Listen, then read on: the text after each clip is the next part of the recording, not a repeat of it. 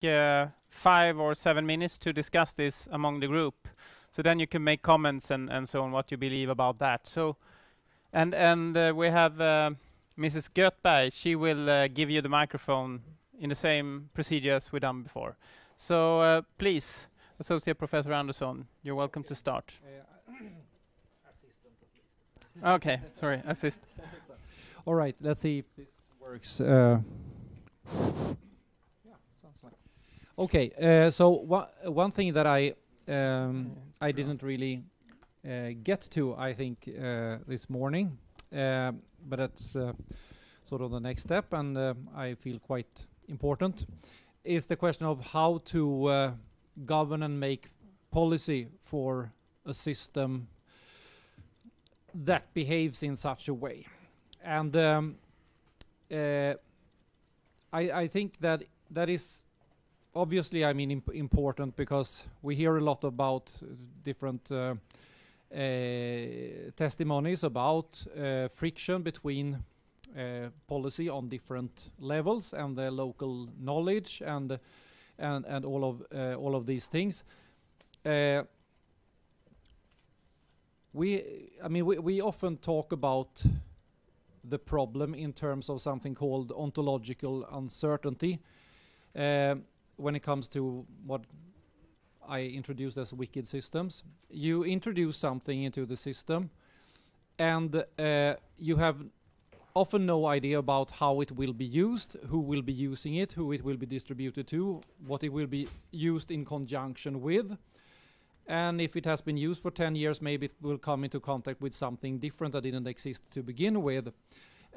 So you have a sort of intrinsic uncertainty that goes beyond the uncertainty we have in predicting weather, for example, where the ontology stays the same. You have a sort of a more fundamental problem here. So what we, in loose terms, are suggesting and trying to, I mean, in certain cases, has been something where you have a constant evaluation of what is going on, building upon dropping the ambition to predict the system, to predict and control it further than what you can hope to do, which might not be all that much. So I think that's, I mean, to outline policy problems, the friction between top-down and bottom-up, under the assumption that it's very hard to move to either in an ideal way, although that has appealed to various parties over the years. So I think that's if that constitutes a question. Yes, it does. So please, any comments about this issue? It's about scaling up different systems and how to integrate that into the policy discussion. Do you have any comments about that? It's quite complicated. I presume the answers are not that easy, but please, did you have a comment? I think it's correct. Oh, sorry. I think that's correct in many ways. And just the simple fact that we're dealing with two areas that traditionally have been in two very distinct sectors. We have the forest and we have the agriculture. That is one barrier. And then we have the idea of local versus regional or global. And so I think you're definitely right. And one reason why we brought you in, Claes, was because we wanted you to stir up these ideas about how to look at this, I think. So maybe you have a greater part in our solution than you think. I can add that I'm of course forced to be quite abstract here, since I am not into the area. I mean, I wish I could be more specific about what I'm saying.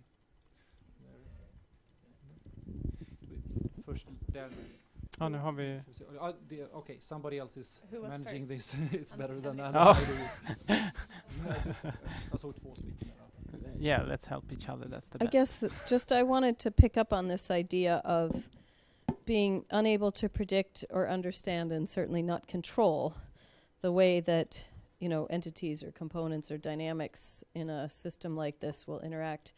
Because I think that's a really important point, and I want to use an example from Nepal, where back in the 90s, when they were promoting community forestry, the donors started to think about how they could spread the word of community forestry a bit faster. And they decided that they needed to create networks of user groups, and so user groups could share experiences across them.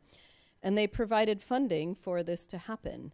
And that has led to the development of Fekafun, which Naya mentioned, which is now the most powerful civil society group in Nepal, not in natural resources, not in forestry, in Nepal.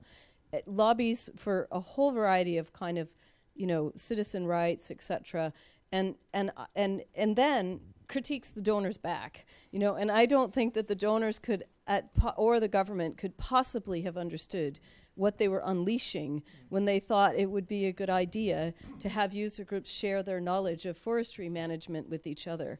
And I really quite like that example, because the narrative in Nepal is, it's more radical, I think, as a result, actually. I think that is an excellent example of it has all the components. You do something for one purpose, and then this is, to borrow a term from biology, it is accepted into different roles. It has a set of affordances, what you introduce. Some of them are identified and attributed with functionality. You should spread this knowledge around. But then when it gets into contact with people, they identify other affordances and start to use that, and then you unleash a cascade of things happening, and it changes the whole rule of the game as it goes along. A very good example of this mode of innovation, so to say, which I think is quite universal. So, thanks. I think it was somebody. No. Ja. Ja. Bra observant. I was thinking about the same thing, but in Africa, because the problem there has been bushfires, and the reason for this was that the ownership of forest was very concentrated to the government, and they decentralized. I think there is a difference as compared with Nepal from the point of view that in Nepal this has almost been an hindrance for agroforestry to develop, while in West Africa it has been given inspiration when people in the villages have started to take care of their own forest. They also transfer trees over to their farms, and now there is a discussion going on about how to develop this into kind of agroforestry. So Yeah, I think that goes in the same. Yeah, exactly. Yes, that's a good example. So yeah, I'll let somebody else take care of the allocation. Hello, my name is Karl-Erik Johansen from SLU. I just want to bring up another perspective on this complexity of agroforestry, especially for the food insecure. To help the food insecure is very complex. And if you use trees rather than just normal agriculture, it will become a bit more simple. You get a bit more simple. Yeah. Because the trees can fix nitrogen, it can produce organic matter that is more sustainable to, it will maintain a higher content of organic matter in the soil for a longer period, because it's more resistant to decomposing. And the issue of organic matter in the soil is crucial, especially for the food insecure, which are living on the marginal land, coarse textured soils, and in areas where there is erratic rainfall. Yeah. So increasing the organic matter in the soil is very critical in order to have a high water retention capacity or water holding capacity of the soil, and infiltration also. So in that sense, agroforestry or adding trees into the normal agriculture, if you are going to help poor, insecure, food insecure farmers, adding the tree into the system, it becomes a little bit easier. So I mean, you can say people who don't know agroforestry, who comes from outside, and you talk about that agroforestry is very complex. That's true. I agree on that, but in fact, you can also see it in this way. It's quite common that there are two sides of that coin. That, I mean, trade-offs, and as I see it, without knowing much about it, I mean, with modern agriculture, would be more like a fine-tuned machinery where you bring in parts from across the globe to maximize the output in various ways. And fine-tuned machineries are also prone to breakdown if something fails or something happens, and so on and so forth. I imagine that, I mean, looking back at from the early Holocene with the emergence of farming and everything, that you get a sort of local well-balanced system that, of course, the farmers themselves don't understand, because it's the mechanisms behind, because they're to do that, of course, you need to work out the natural scientific understanding of how the world works and everything. But it's adapted, I suppose, with replenishing the soil and retaining retaining water and all these sorts of things. It becomes a little closed system with animal management, and everything goes together. And then you come from the outside and disturb it, maybe with modern practices. You say, okay, it's better to do it in this way, but then you disturb another part that you had no idea was connected to that part, and then everything, for some weird reason, just doesn't work anymore. So moving back into something like that, I can see what you say. It's yeah. The final question. Ekaterina from Siani. Or comment. So my thought around what you were telling about today about the complexity is that what the acknowledgement of this complexity actually give us in terms of future agroforestry planning? Is it just that we acknowledge that yes, we can do something, but it can be completely different results from that? And I mean, what can it give us? This cloud of things that we can't control, even if we do something. I think it's a very good question, because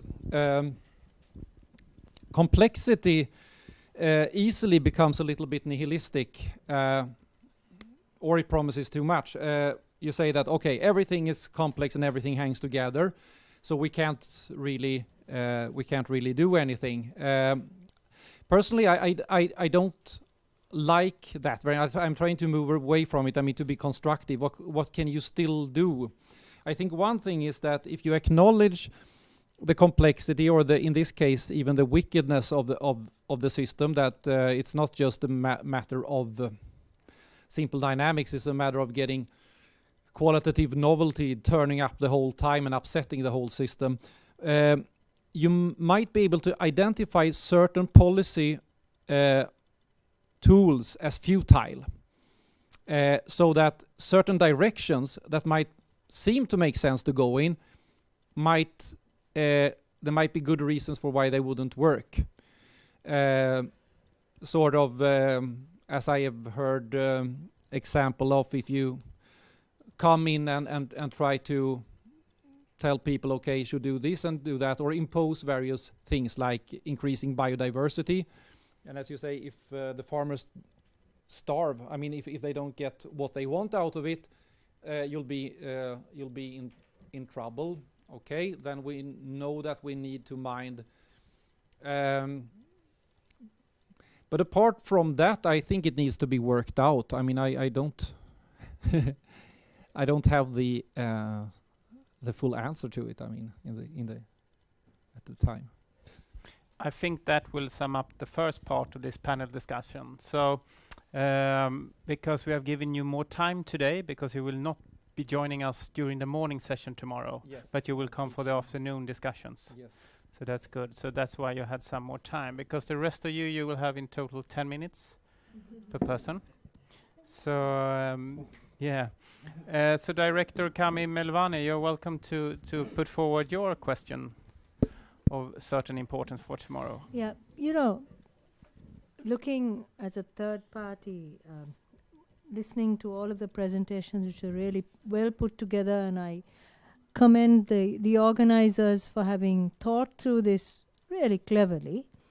And going back to what you just said and the gentleman down there about simplicity and complexity, I have been doing this thing for about 30 years, working with farmers, trying to tell them, working with them, trying to understand what it is that they want, how to do it, which is the best angle to take. And sometimes we talk of food, sometimes we talk of trees, sometimes we talk of water.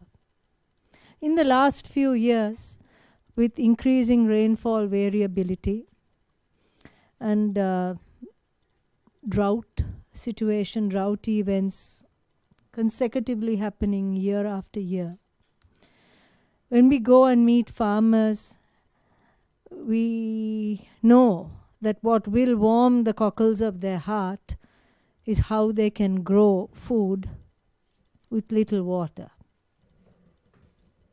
So today, the angle or the entree with the farmer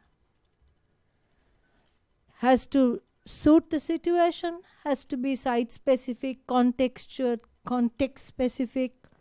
And so when we design gardens, and that is for me something I would love to share with you all, especially those in my colleagues, we are looking at 82, 92 species in the landscape design. We are looking at food, timber, fuel wood, medicine, culture, blah, all that. And that is not what I'm here to say. But what I'm trying to say is that when we go to the farmer, it has to be as simple as possible, like the gentleman said. But what I'm also finding out now is that agroforestry won't solve the world's problems. It won't. Only agroforestry won't. Like I said, there's a cereal stage. In a country like Sri Lanka, we love our rice. Man, if we can eat rice morning, noon and night, we'll eat rice morning, noon and night. And that's what we eat. So we have to design landscapes that can accommodate different cereals, different sears. First cereal stage with grass and cereal crops, like the African lady said so clearly. It's not agroforestry. She was talking about maize. What was she talking about? Profitability of maize. Am I right? Yeah. So the question here is, we've got to look at our landscapes from the point of food security, and food doesn't mean only agroforestry. Food means other rice crops, grain crops, vegetables, all yams, tubers. So diversity in our landscapes, that will ensure food security. Diversity in our landscapes will bring our pollinators back. We'll let our other animals live and whatever. So my question from you is, can we be a little broader than agroforestry? My PhD research is telling me over and over again that the decision to grow the crops that a farmer will grow, he may grow tree crops, but he will also grow crops that bring him his staple food. He will also grow crops that bring him instant cash, like maize. So, the question I have for you is, can we be broader? Can we look at successful examples? Can we scale up extend our vision, our way of thinking, not just in Sri Lanka, but see whether, for example, analog forestry will work in Nepal. So, thank you so much for that. Actually, I would like to put this question to Dr. Björn Lundgren. How he will look upon this, if we could look at agroforestry within a broader context, considering your experience from the field. Thank you for that ball. Easy question. No, I agree with what you say. Of course, if we had been here to solve the world's problems, we cannot only talk about agroforestry. But as I have seen it, we are here to define what role agroforestry might have in contributing to some of the questions we are talking about, with a clear realization that we are not having a panacea here. We are not going to, but it is something. Let me take this opportunity to come back to the definition of agroforestry, which I always get a bit irritated when I see what you put up on the screen here to start with, where you mix up a definition with goals. I mean, the agroforestry is not defined as something that gives us all beauties in the world. Agroforestry is a very dull definition. It's a collective name of all land use systems and practices that deliberately mix woody perennials with crops and/or animals, either in temporal sequence or in a spatial context. And in order to qualify as agroforestry, there must be ecological and economic interactions between the components. That's a scientific, technical component. Then you can have goals which are to produce timber, to increase sustainability, to increase fertility, to increase diversity, to produce more food, to produce more cash income. All that depends on where you are and in which context you are. But we have to realize that there is, in some contexts, in many contexts, there are advantages to be had in mixing deliberately these different components. That can be related to sustainability, it can be related to economic development. So I mean, but of course, I don't want agroforestry on the paddy fields of Southeast Asia. I mean, leave them to paddy. Or on the uniform wheat fields of East Africa, South Africa. Of course, they are best left as they are in large-scale production systems, monocultures. And the same with forestry. I mean, if you have a beautiful plantation of valuable teak trees, don't try to mix in animals or crops in that. I mean, leave it as timber plantation. But there are many situations where there are not only small scale, but small and medium scale farmers which are definitely standing to gain from mixing woody perennials with crops and or animals. But you have to define very carefully why you do it. And this is, I guess, in a way what you did, or what you said. But my counter to what you said is that let us, with that definition, let's see what can we discuss here and come up with suggestions, conclusions, whatever, where agroforestry fits into these solutions, fully realizing that they are not going to solve all the questions. There must be other options that are available, where other options are ecologically or economically better suited. So that is a very long and complex comment to what you said, but in a way good. I agree with you. But I still think we have to contain ourselves. Yeah, look into the bigger picture here. So, any other comments? Here we have one comment in the front, please. Yeah, I think we should really avoid making agroforestry the silver bullet that it was when Dr. Björn Lundgren was the Director General of ICRAF. I remember then the euphoria that this will solve all the socioeconomic problems of African smallholder farmers. That never happened. We realized that you needed actually external inputs, like artificial fertilizers.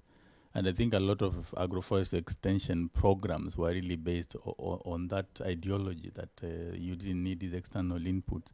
So I think as we try now to sort of to raise the value of agroforestry, we should be more realistic what it can actually contribute to food security on its own.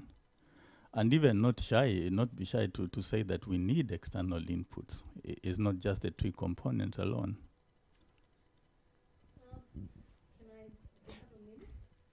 Yes, you do. 1.5. You could please use the microphone. Yeah. There is no doubt that agroforestry brings in the greatest profitability in the systems that I have studied. There's a huge owning gap between I'm talking real money here, between the profit a farmer makes from a perennial crop as opposed to a short-term crop. But a die-hard agroforester like myself have had to chew my own fingers that there has to be diversity in land use in a farmer's land holding, where it can be composed of paddy fields and cash crop areas, etc., etc. And like you said, there is the need to, for instance, use rock phosphate and not superphosphate, because most soils are deficient in phosphate. So the question is, again, I reiterate, there is a question of how to do it, and there's tons of different biological inputs and compositions and recipes that have been, used successfully, and we would love to share. Excellent conclusion. Thank you. So let's go on to Dr. Powell. You are welcome to present your view about this issue. Thank you. I think if we have to draw something from very long-term, for the long-term environmental and food security interest, if I take example of community forestry, last 30 years of community forestry intervention in Nepal, what's different between 70s and now is, like in the 70s, a lot of scholarly research were pointing out that Nepal would be turning as a desert, all the topsoil will be moving to Bangladesh. And it was already a very barren land by 70. And despite all kind of studies and prediction from very respected organization, World Bank, to individual researchers in the 70s, now they all failed. So what has been the major intervention is primarily the governments, the forest land under government control were handed over to the local user groups in the name of community forestry user groups, who can manage, conserve, protect, manage, and use whatever would come out from that land, from that forest land. And primarily because of this shift of tenure rights from state to the communities, I think the strongest factor that influenced people's investment in terms of protecting the forest, in terms of sacrificing their existing use. So for all those kind of investments, the major incentive was the assurance of would-be benefit, whether they protected trees or watershed or other ecosystem. So yes, we need some external support as well, not only tenure right transfer, but certainly also in terms of educational programs, in terms of skills, in terms of other capacity building from various external aid projects. But the central issue was the tenure, the rights, and the predictability of that rights, because that was codified in the Forest Act and then regulation, through which people can defend in the court, for example, if their rights were withheld by some forest officials and so. So despite all this, why the current, in recent years, the community forestry program is not getting that strength is the barren fields now getting richer in terms of mature tree. Those planted pines and other forests in the 70s are now getting mature, and the officials, the government, everyone is looking at the resource, and some of the groups are now making their transactions in millions of Nepali rupees. which is 1 to 100 with the dollar. So with coming up these resources, now both the government, the state as a entity, and also the individual officials, they are trying to get benefit out of these resource, and they are putting more and more additional conditionalities, additional regulatory barriers in order to bring those products into the market. So why I'm bringing this issue is, if we have those tenure rights supported by like continued governance reform and institutional reform, probably that community forestry would have supported much more to food security. But partly the governance, the corruption, the institutional failure of our government, that is slightly putting more pessimistic or negative or less optimistic picture in the relation between community forestry and food security. So if we were to advance agroforestry or any other interventions with the aim of long-term environmental outcomes and food security outcomes, certainly the tenure rights and supported with more predictable policy in favor of local citizens, households, groups, whatever institutions, probably that is very key in order to link the resource management to food security outcomes. Because unless we have long-term predictable benefits coming out of those land management, possibly these any kind of short-term projects or other supports wouldn't matter much. So I would like to ask, what kind of tenure regime or what kind of tenure system and then supportive policy environment would actually either support or hinder food security outcome? I think that is the central question for me. Excellent. Comments, please.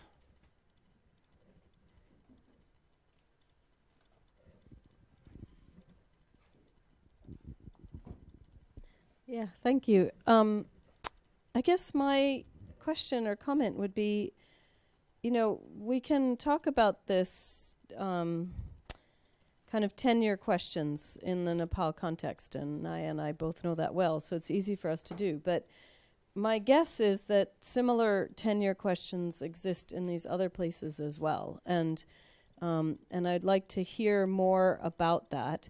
And in particular, what I do know from the literature on agroforestry is that agroforestry systems are very often characterized by overlapping tenure rights. So somebody may own a tree, but somebody else owns the fruit or has rights to the fruit from the tree, or somebody owns a land, but somebody's allowed to cultivate there, and then they own the crop or half the crop. And, and these kinds of tenure issues are, I think as Naya put it very well, core to making successful long-term investments in agroforestry. So I'd just like to hear a little bit more briefly.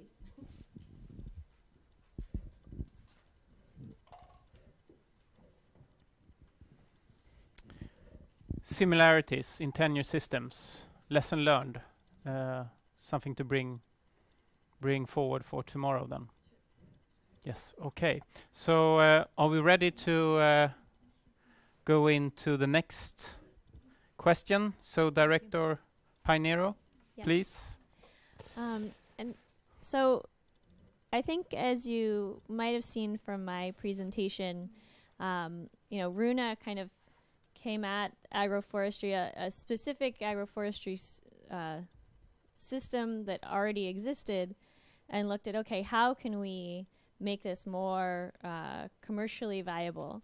And it's a sort of a skill of selling, both selling to the grassroots part, which is the farmers, to the cooperatives, to the local leaders, and then also selling at least the product to the consumer. And so my question is, how do we talk about policy, and we talk about trainings on the ground level, but how do we incorporate agroforestry or do we incorporate agroforestry into the market? And so is there room, and I actually don't know if there's a yes or no answer, and I think there's good arguments for both sides, but is there room for a sort of certification structure the way that we have organic and fair trade certification? Is there a need for a agroforestry certification? Would the market really respond to that? Or is it something that we really need to, quote, sell better or train and figure out how we can, use, as Andrea mentioned, use local knowledge and local systems to incorporate agroforestry in a sort of more on a local level. And so I guess my first question is, I wonder if it's necessary to do some sort of, or suggest some sort of certification system, and does the international community outside of this room, would they respond? Do they care? That's my question. Very good. So please comment. I fully agree with you. It's extremely essential that we really start to look at this aspect of agroforestry. I think one of the things that have always prevented economists to look more carefully into market size is that by definition we mix a lot of different things in agroforestry, and the output from it is either in volume or in value so small that it doesn't catch the interest of people who are interested in markets. Right. And this is the defining difference between the science of agroforestry and normally the science of agriculture or the science of forestry, is that we have to look at how do we optimize output, whereas others look at how do we maximize output. Now, but I still think that for at least those potentially high value things that we are talking about and that we are trying to promote, of course we have to look at the whole value chain. There's absolutely no point in just looking at the biological productivity or production in the field. We have to, as organizations that are concerned about this, as scientists who are concerned about looking at it, we have to look at the whole value chain to see how we can improve that from consumer to. So I agree with you. There should be an effort put into that. I can mention one case which I noticed only 6 months ago. I was in Addis Ababa at a meeting, and I hadn't been to Addis Ababa for 10 years or so. And I came there, and for those of you who have been there recently or know about it, it's a town that has completely exploded in expansion. They are building every block. There are 2 new buildings coming up. And every new building, and there are thousands of them, are completely covered in scaffolding poles of Eucalyptus camaldulensis. And I saw along the road there were 50-meter high piles of these scaffolding poles. And I asked, where on earth, one of my Ethiopian friends, I asked him, where do they come from? Oh, it's the farmers around Addis Ababa and about 100 kilometers away that are cutting coppices on their farms and selling them, and they get $2.50 per pole. And I said, I saw a business of millions of dollars worth coming from agroforestry systems. I mean, it was a hated eucalyptus, of course, but you try to tell the farmers that they should not grow eucalyptus. Small farmers have become really rich around Addis Ababa because of this building boom. So, I mean, but nobody understood it. Nobody had a quantification. I mean, none of my Ethiopian people, I mean, professors like, some of you may know him, Demel Teketai, people who really are the leaders in the forestry science in Ethiopia, they had not done any study of it. They didn't know how much money was involved. They didn't know the volumes that were involved. They didn't know how many farmers earned money on this cash crop because it had emerged in the last 10 years. So, I mean, yes, I agree.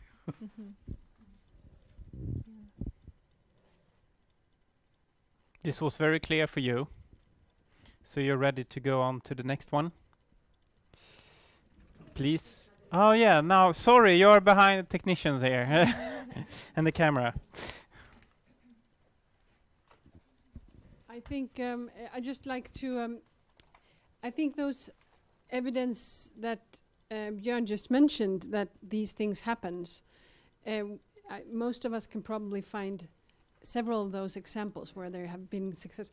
What I'd like to see is a more systematical impact evaluation over time of those kind of events or processes that take place, and from a sustainability perspective, maybe, in a broad sense. I wanted to mention one thing that came up at a conference that I was at last year in Ecuador, an agroforestry conference.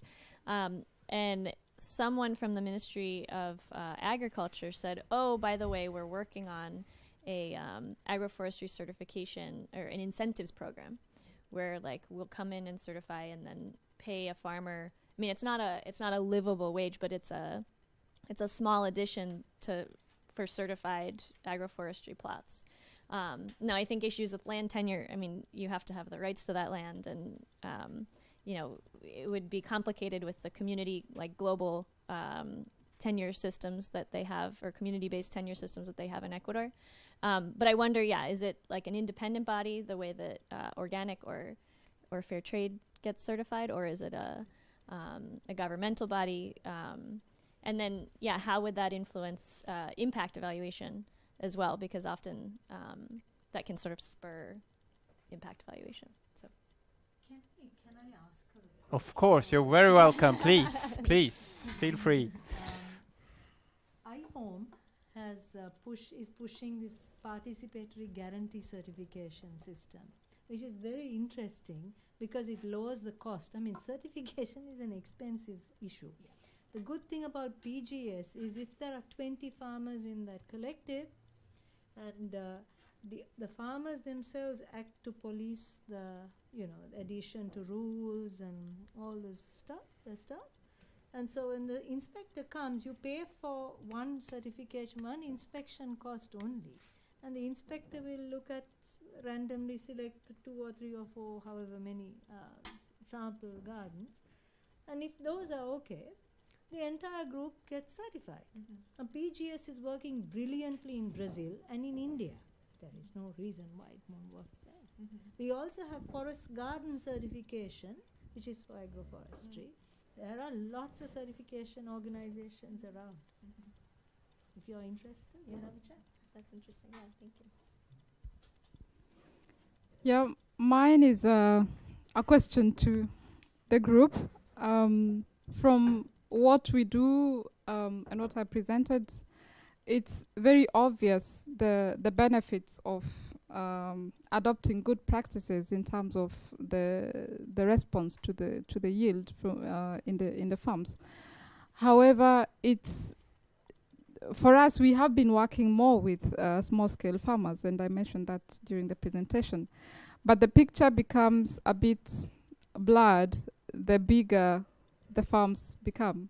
So if you're talking of, say, a farmer with 100 acres, for example, with tractors and all these things, then adoption of these practices, maybe you have the answers, but it's not very clear how do we make these good practices also applicable in a bigger scale in the wider lands. I do not have that answer. Maybe it's an answer that was answered way back before I was born. I don't know. But yeah, that's the question I have for the group. Do we have to make a choice between sustainable production and increasing production? Yeah.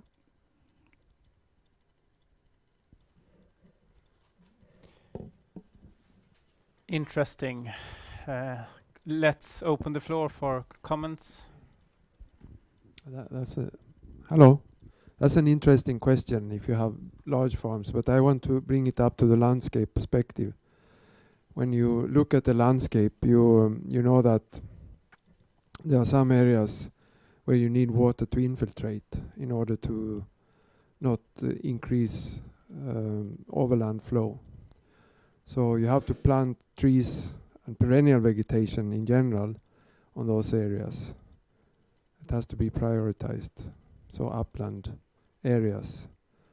And then the size of the farm, of course, downhill, it can be any size, but you have to first of all see it in the landscape perspective.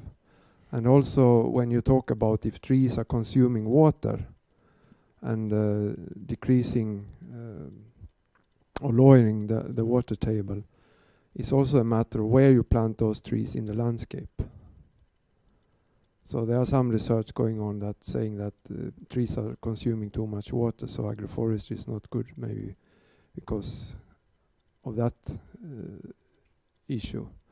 But it is in fact a matter of where you plant them in the landscape and where you start to plant the trees in the landscape. Because if you start downhill and you have denuded uphills, overland flow will come, no water will infiltrate, or very little. And the sub-water storage will not increase during the rainy season so much as it should do otherwise. So that perspective is very important.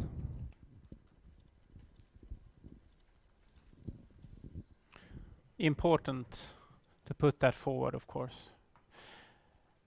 Any other comments or questions considering this last issue? Yes, Andrea, please. No, you're welcome. Use the time, of course. You should do that. You'd be disappointed. No. I didn't take an opportunity. Just raising that, because the last question raises something that is a really important question for me widely, and it comes up again and again in climate change adaptation debates, which is where is our starting point? What does it mean for us if, from a social science, social political perspective, we can argue that we need to start at the local scale and we need to start at the bottom and collectively organize up, and that you're not going to get trees planted where you want them in the landscape if you don't have people's own needs and desires already taken account of.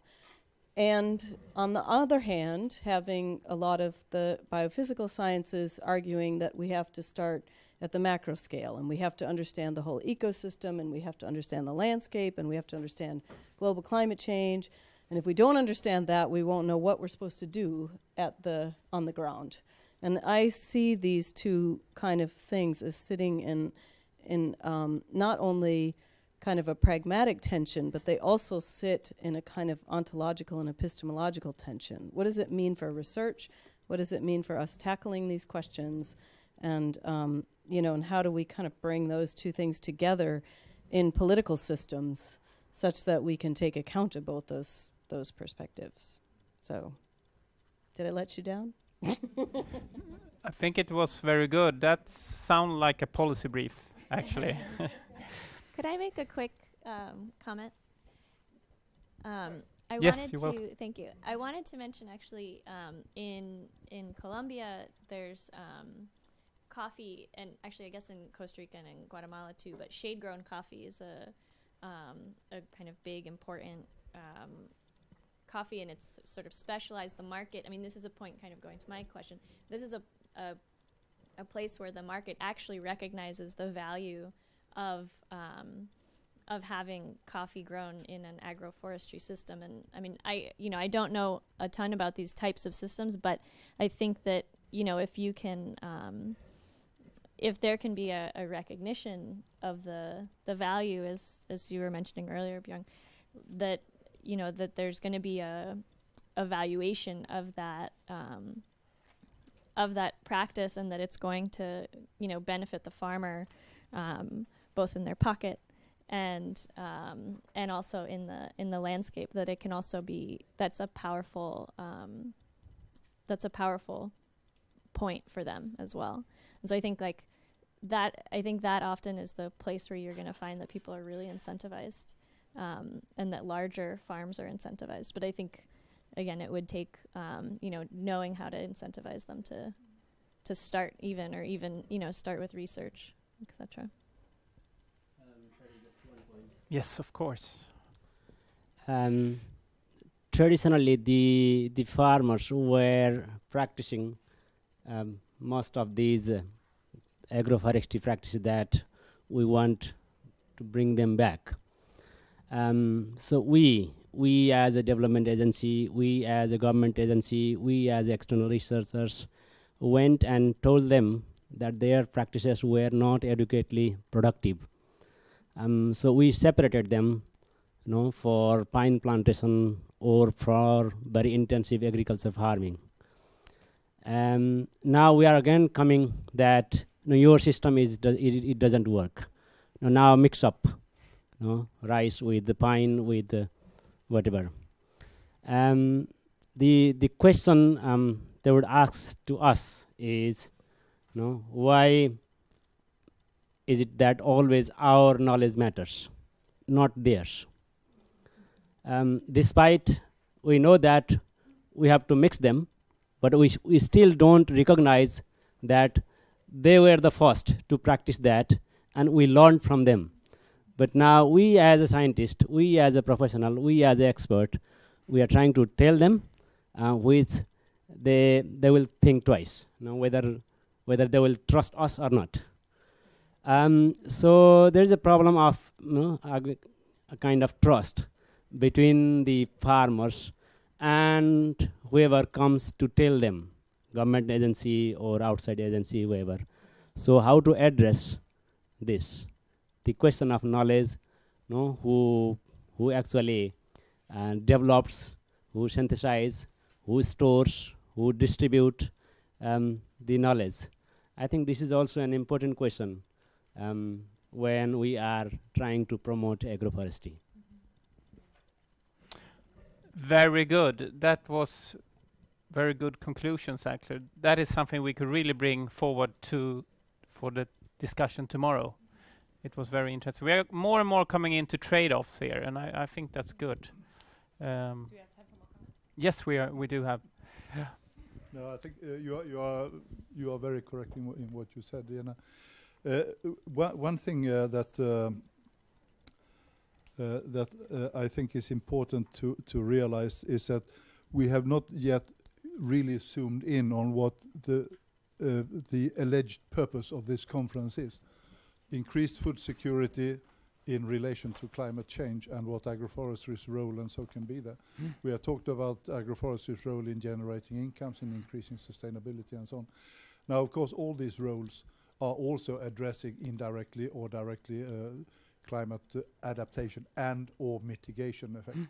But I think for you, when you put up the questions for tomorrow, maybe you should angle it in a little bit more on that. Yeah. And in that sense, I have, I mean, with it come to adaptation, it's of course a matter of species adaptation. It's a matter of combination, and it's a matter of protecting better erosion protection, all these things against higher rainfall intensities or whatever we expect. But in the terms of mitigation, I think one of the things that we do not really emphasize enough is that agroforestry has the potential to increase what you can call the working biomass in the systems, and that is of course a key aspect of mitigation, that you have more, even if you have a more standing productive biomass that you are using, and that is of course one of the key aspects. It's also key in agriculture and forestry when it comes to mitigation, but I think that is one of the key potentials of agroforestry to address climate things. Then you have to justify it from economic point of view to the farmers. Don't try to come and tell them that you have more carbon dioxide in your... Very good. Now we have the ground pillars for tomorrow. But what we will do is, in a couple of minutes, I will let you come in for another comments in general, what you find that we are missing here. But before that, I would like to tell you that the planning group will come together after 5 o'clock and try to summarize this and come up with 5 questions. So before, we would like to thank the panel first. Well done. And now it's time for you to comment what you are missing here. We did have a comment regarding organization of cooperatives, etc., that you could connect to governance, depending on how you define this. And we have been focusing upon productivity here, markets and distribution, tenure rights. In the end, we come also into social relations. But what are you really missing here that you would like us to present and discuss tomorrow?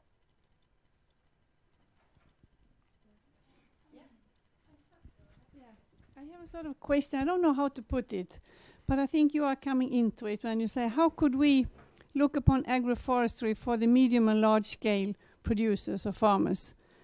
So I'm wondering a bit, what sort of agriculture are we talking about? I mean, I don't know much about that. I mean, agroforestry for me, I've been working a lot in many years in Mozambique together with small-scale farmers, looking at their needs and opinions and so on. So I know more about the really small-scale family agriculture. I know very little about the medium or large scale. But if connecting it to climate and climate change and how to adapt and mitigate, I think we should talk about what you introduced, the more medium and large scale agriculture. How can we use agroforestry in modernized agriculture, in all monoculture that we have? For example, in Southern Africa, when trying to transform small scale agriculture systems, a lot of advices they are talking about in a certain way, making small-scale farmers to adapt to European or American ways of practicing agriculture in monoculture or more commercial ways. It's not, I mean, the agroforestry ideas are not present when coming up to a medium or large scale. So how could we address that situation or problem? Because it's discussed a lot in agriculture, how to transform small-scale agriculture systems to more productive, to more efficient, to more, commercialized way of producing. How could agroforestry fit in these thoughts and plans and ways of looking upon food security? I don't know, but I think I'm missing a bit how we can relate to that. Yeah, I mean, looking at the presentations today, you had Director Wirtén talking about oil plantations, for example. That's a large-scale example of agroforestry, and there are quite a lot of examples of that, but we haven't really focused on that today, so you're totally correct in that. And it's of very great importance, of course, for tomorrow. But tomorrow we have another day, so it's a great possibilities for us to talk about this. And we bring it with us when we conclude the day.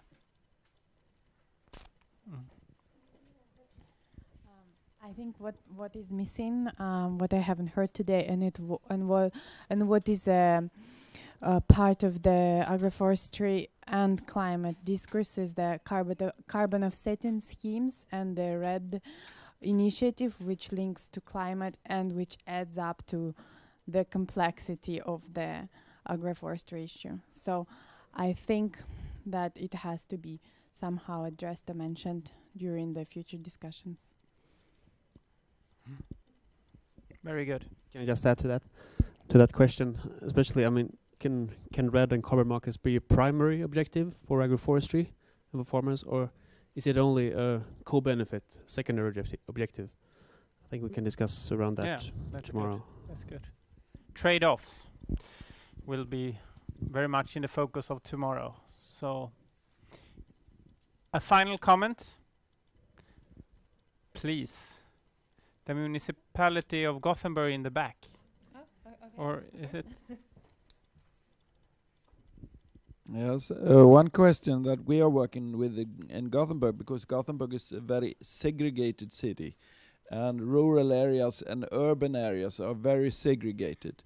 And we're trying to find a way if agroforestry could be a way of starting cooperation between rural areas and urban areas, and even be a way of handling the green areas in cooperation with the local people, who otherwise are very lower and lower health, and people sit in their apartments, but they have traditions of agriculture from other countries. So it's a big social health problem for the cities, even in rich country like Sweden. So we see, could agroforestry be a way of cooperation between the people and the city, and between the rural areas? With the traditional farming is in crisis in Sweden. But this is not an economical question, but a social and cultural question, to create a lot of microeconomies among unemployment people, to let up and people help each other to create a sustainable economy that create health and social justice, even in the rich countries. And we do know that there are lots of development going on in these aspects in modern cities all around the world, where they have these agroforestry systems on top of the houses and also inside the houses. So that's something that's possible to bring in tomorrow. Do we have a final question here?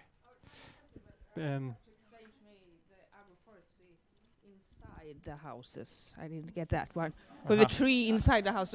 But I'm not, natural scientist, but I didn't get that. You have to explain that clear to me. I do that later. Anyhow, let's pass that. There are several thoughts. I'm not an organized person, but I want to, be with Björn there, and I think we should look at the climate change and what implication it will have and has. Because I think the farmers wake up and they are doing a lot of adaptation in their they can't survive if they don't adapt, and they are doing it on a daily basis. And how we can support them to be more productive, and maybe by doing so also support mitigation, that would be very helpful. And I think agroforestry is doing a very interesting job. We haven't seen on a long follow what's happening in Eastern Africa, and the mitigation and the carbon scheme that you're working there. And so that's one part I think that is important. I also would like to think and imagine a little bit how we can invest and help those farmers to change. I think money is part of this business also. And is it possible? We always talk about land investment, but looking at more investing in the farmers, because they are really important. And then I would also like to connect to Gothenburg, because I heard that the average age of farmers in Kenya is almost 60, something like that. So I think we have a problem also in Kenya, and it's not only that. I mean that what can we do about the youth here? Are they interested in agroforestry? Is that an issue? And the last one, so I have one, is also how do we change people, and how do we keep the behavioral change? I think we always go into a big dark hole. We have a lot of good practices, we have everything, but the change and to keep that practice in change, it's very difficult. We work with a lot of sustainable cook stoves. It's a brilliant example.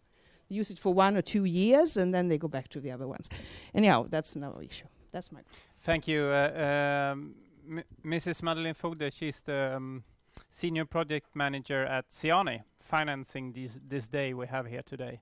So it's so great, important to listen what she has to say. Of course. Dr. Björn Lundgren. No, I have an additional comment to this aspect of climate change and the dynamics in population and urban-rural movements and all that. We have a strange tendency to underestimate this dynamics in almost everything we do. But let me take an example again. When the VI agroforestry started in 1983, Gert Nyberg's father, Tor Nyberg, came to me at ICRAF and asked, what is agroforestry and how shall we do? And now you have successfully done it with this. But in the same time, in 30 years, Kenya's population has more than doubled. I say more than doubled, not doubled, more than doubled. It has increased from 25 to 40 million people in that same period. Now, we can only imagine what difference that makes to the people who are fighting there. But also, and this is one aspect we often forget, which comes back to our money thing, the opportunities that are now exploding in the urban markets in countries like Kenya, Ethiopia, Tanzania, Malawi, Zambia, and everything. This is something we must think about when we design or try to promote certain agroforestry interventions. The dynamics and the new markets that are coming up. I think that's important. Thank you, Sode, for that. I believe we have to call off the meeting now, and thank you so much for all the good discussions we have had. And tomorrow morning we meet at 10 o'clock in the same room.